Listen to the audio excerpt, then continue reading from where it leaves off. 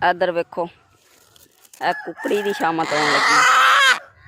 अज कुकड़ नहीं फड़िया। वेखो कुकड़ मेरे वाल आंदा भज भज के मैंने मारन वास्ते। कुकड़ी क्यों फड़ी है इधर चेक करो। यदी अज शामत आने लगी है। आ वेखो पहले ही रौला पाई जाती है। चेक करो।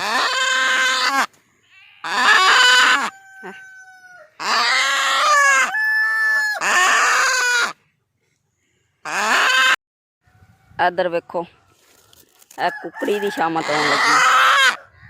अज कुकड़ नहीं फड़िया। वेखो कुकड़ मेरे वाल आंदा भज भज के मैंने मारन वास्ते। कुकड़ी क्यों फड़ी है इधर चेक करो।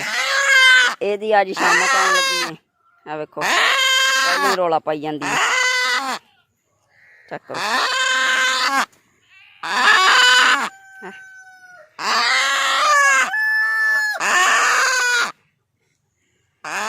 अस्सलाम वालेकुम दोस्तों, सारे का की हाल चाल है।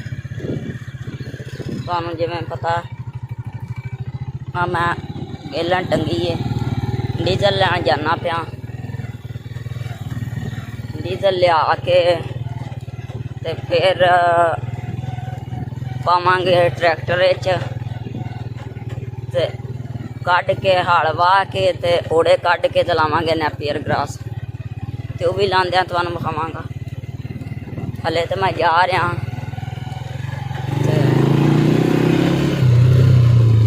वेखो इधर राय पक्के खड़े ने। इधर तो बगीचे भी पे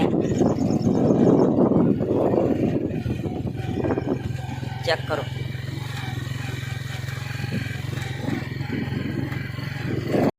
मैं सोलंग ते आ गया। इतने भी बगीचा पिया चेक करो।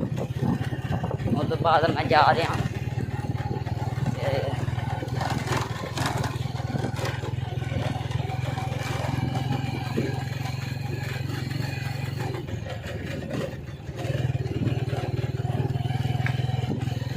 ਉਹ पंप तुसीं वेख रहे जी। उतों डीजल लैके वापस आ जाना।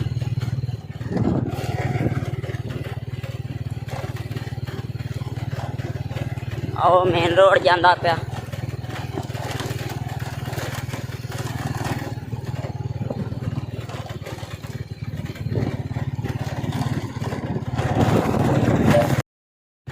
डीजल लै लिया।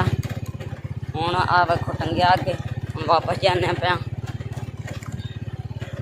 वापस जाके सट्ठने ट्रैक्टर उस तो बाद